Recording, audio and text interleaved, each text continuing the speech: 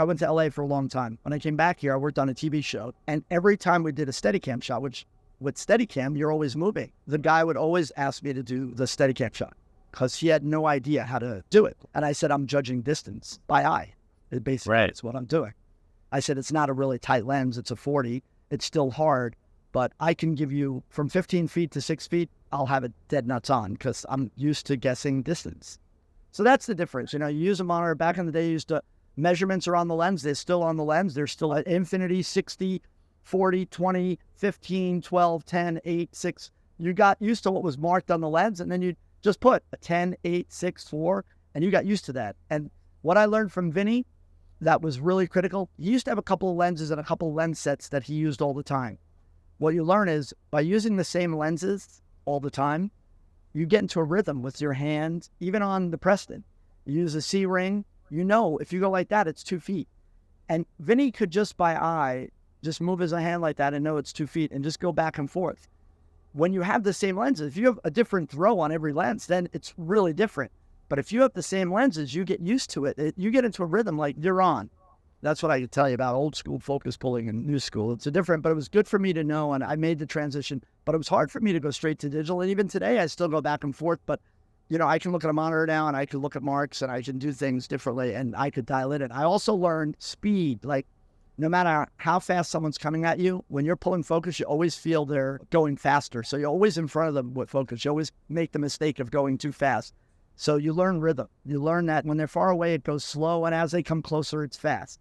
And you get that rhythm down, and you learn, even though someone's running, they're running at 60 feet, it never changes on the dial, 60, until they come into 30, and then 20, and then it gets fast. Right. I remember when I was AC that I knew what a 4x8 piece of plywood was and what a tile was on the floor. That's exactly right. Even till this day, I still use those skills in life. I could tell you the distance. I'm very close. I'm usually within 6 to inches. That's right. Well, I didn't know you assisted. Yeah. After I left General Camera, I worked for 5 years for Henry Sandbag as his assistant cameraman. I was in NABIT at the time. I started shooting, so I stopped ACing. And then when NABIT merged with IATSE, I didn't change my card. And I guess I was at that point, I was doing directing and shooting more like documentary style things. That's why I'm finding this format to be an interesting format to be able to communicate with, because it's like a documentary and you're interviewing somebody, you're learning about them, learning about what they did and how they got there. And the thing that I thought was most interesting was you learned the old way. Now you have that skill, you never lose it. Then you transition into using the screen.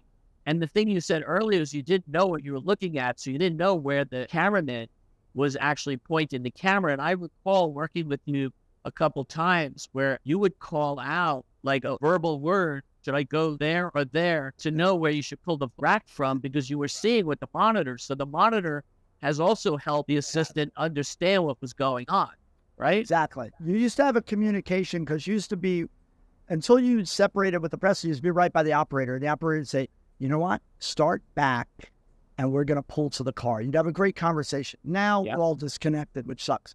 But I'm seeing a frame, and because I have so much experience, I'd say to Jim McConkie, like on Maisel, I'm like, might be good if we start on the piano before they come in the room. And you learn about editing. You learn if they pull the edit here, then we're great. But let's say they want to start on the piano. No one's in frame yet. Oh yeah, try it. Maybe they'll like it. What I love about Maisel was Amy and Dan Palladino, they start to trust your instincts. I got to be honest with you, maybe 5 times in 5 years did we have a conversation about focus. You know what, Anthony, don't do that. I'd rather start on her. You had a lot of those conversations. I mean, I had those conversations with big directors like Spielberg. Do you want me to start on this where the visual effects is happening? Or do you want me to start on the actor's feet? And, I got a great compliment from him. He goes, I like that you're so thorough, because if you don't do that and you didn't communicate, because it's Spielberg, like you're not going to say, oh, did I do this right? You go to dailies and they're like, hey, why did you start on the feet? And let me tell you something. The DPs are like, I didn't tell them to do that. No one says anything. You're like, well, would you make that decision on your own? And you're like, you're sitting there out to dry.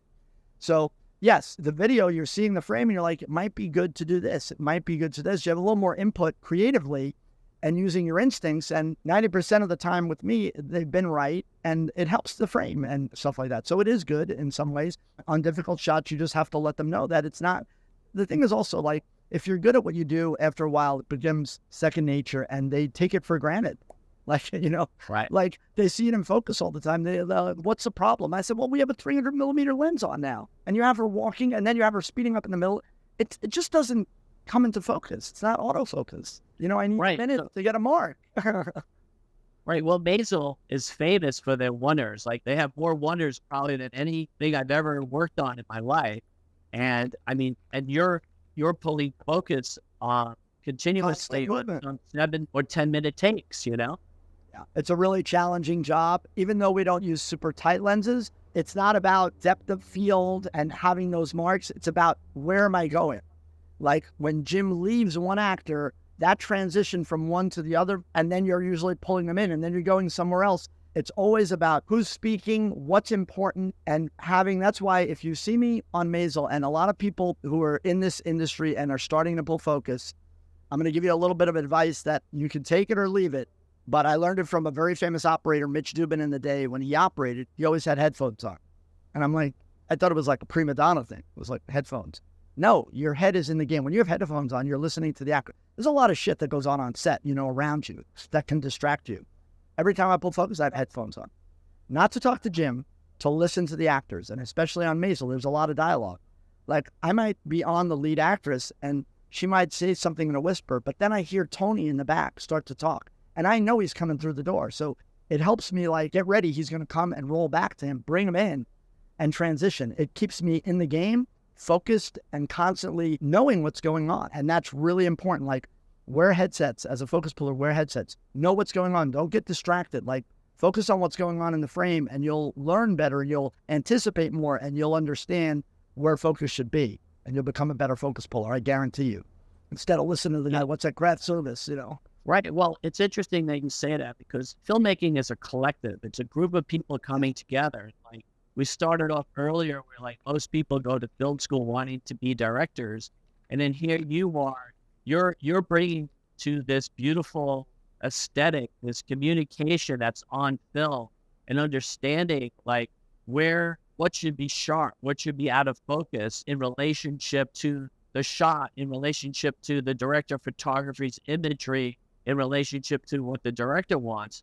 And if your image is out of focus, then they can't use the shot. Or, like, if you don't want to be that guy, and you're not that guy. I mean, based on what I see. You see it these days more. I mean, in all honesty, you go to a movie and a lot of people don't notice it. I notice it more because I'm a focus puller, but nothing annoys me more than going to a movie and seeing the guy talk, and they cut to the other actor, and then you cut back, and both shots on this guy are soft. They cut away, and he's still there because you're shooting that continuously. And either the operator didn't notice, it was old school, and the operator didn't notice in older films. And even today, they don't care. Like, on TV, a lot of it is just like, move on, and it's out of focus. And, like, I don't want my, even on TV, I don't want that to be there. And a lot of people won't notice it. Some people, it's blatantly noticeable, but it's not professional. You want it to be sharp, I mean, you look at Maisel. I always tell people, if anyone is watching this and knows Maisel, the most difficult shot in 5 seasons for me on that show is the switchboard shot in that show. We do a shot in a switchboard room where Midge works at a department store, and she works in the switchboard room where you plug in phones. Now, we run down between the switchboard and the people doing the switchboard, right between them, down the lane. We do 5 people before we get to Rachel Brosnahan, who plays Midge. We got within like 12 inches on every person. We got within 12 inches of the profile. And if you don't know anything about focus, you have to pull that in. But when you transition to the next person, if you leave the foreground person too early, it's a big blob. And it's very noticeable because you're on top of that person. It's a huge face that's off. If you leave too late, then the person that occupies most of the frame is out of focus until you draw it in.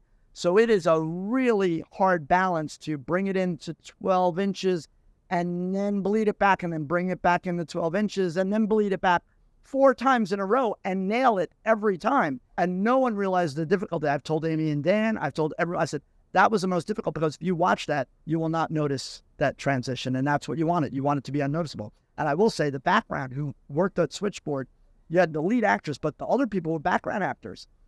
we not once, they never hit the camera with the plugs. I mean, we got so close to them, you know. But again, I had headsets on. I didn't worry about that. The operator worried. Larry McConaughey was operating the stick with the camera. Jim was on the wheels. And we did that shot, and it's a really amazing shot. We've done a lot of shots like that. Do you remember what episode it was, what season? Yeah, I think it was the first episode of season 2, where it opens up trailing through a department store. We go down a letter hatch. You know, it's a visual effect. Goes down, a letter goes into a slot, drops into a basket, and then it's rolled into the switchboard room, and then it takes over. We're behind the mail guy, and then it pans over to the switchboard, and we go down. I think it's episode 1 of season 2, I think. Excellent. So the viewers could look that up. I don't think I could take that footage and put it into your... No, that's okay. I mean, there's some amazing shots. And like you said before, the thing about Maisel and these one-ers, I've done a lot of one-ers on movies and whatever, but every director, as a safety, does coverage. What we did on Maisel is we did one big shot at this big Copacabana type of room. That was our first magnetic release one-er. That was huge. And when we did that shot, no one knew if it was going to work. Well, we pulled it off. Once we did that shot, every one-er since then, Amy and Dan just look at it as, we got it. We never do coverage. Now, Jim, doing Steadicam, that is such a benefit because you do a Steadicam shot that's a one-er, and then they cut it up. Like you just worked your ass off for an hour, you know, doing a shot for like 10 minutes that gets cut up. On our show, like, they don't do that. They don't do coverage, so there's no choice. Like, one of the things I said to the editors, you know, because as a focus pull, on film, you always ask the editors, how's it looking? They'll always come to you and say, you know, the close-up was out of focus on a feature. And this, no one talks to you. So I'd say to the editors, how are we looking? And they said, well, we're good. I mean, focus is good, but basically we cut your first shot to your second shot to your third shot to your fourth shot, and we have the episode. Meaning, you know, it's like 4 one-ers make the whole episode. It's like, we're not doing much in the editing room. There's nothing to cut to. I got to tell you, if we did 4 inserts in 5 years, we don't do inserts. We do shots that become the insert. If we come off someone and they're going to type on a computer, we come off their face to their hand, and we come down to the computer tile, and it's right there. That's the close-up. We don't cut to the computer's keys. Like, you watch Maisel, there's no inserts on it. You know, you're doing an invite of a wedding, there's no inserts. Yeah. You know, we have guest director, there were very few, but they'd be like, we want to do a shot of the boots. We're like, we don't do that. Like, we don't do inserts. But, I mean, you could do it, but it's not going to end up in the thing if you want to cover your butt. But Amy and Dan don't do inserts. Anyway, we can go on. I don't know what else you want to cover with that. But, yeah. Well, I think it's interesting because, you know, you being the first assistant cameraman, how many people do you have underneath you? Is it 2 directly? Yeah, let me talk about that for a second. So, a lot of people ask me, even my family and relatives are watching this. They're like, what is the camera department? So the camera department consists of like 5 people, 5 or 6 people in the general camera department. It consists of a cameraman, director of photography, same cameraman, director of photography, who works with the director closely to establish the look of the film. We have a comedy, but I don't want to shoot it like a high-lit comedy. I want it a dramatic comedy. This is the kind of lighting. So he works with the director on the look. Then you have the camera operator. Camera operator will work with the DP, but mostly with the director sometimes to set up the shot. I want a long dolly shot here. The DP might say, you know, I want a static. They decide that, but the operator sets up how we're going to come off the crane, or we're going to do a dolly shot, or we're going to do a static. We're going to do 2 close-ups, matching sizes. And he physically is behind the camera, moving the camera, whatever apparatus. If he's a steady camera operator, he does steady cam. If he's a regular operator, he does regular operating, but he's following the actors, he's sitting them down, he's on the dolly with the dolly grip, moving around and framing everything up and establishing how to set that up. Then you have a first assistant, which is my job. I basically run the department. So I get the equipment, I check it out, make sure it's all working on the day of. If there's any specialty gear, or we need a head for a crane, or we need additional cameras, I get them in. I get them prepped and checked out at a rental house. They come to set. I also hire the additional people. Let's get an additional operator first and second to man that camera. You're going to be on the lift, on the crane. So I organize the whole part of the crew as my background job. So I run the crew, I hire the extra people, I get the extra gear in, make sure it's all working, make sure it gets shipped back to Panavision when it's done with my assistants, but I got to make sure that's under my umbrella. And then the most important part of my job is keeping it in focus when we're shooting. But I run the department. If David, the director of photography, says we need a 27 millimeter tomorrow and a long zoom and this, I get my second assistant to call the rental house and we get the gear, but it's my responsibility along with the focus pulling.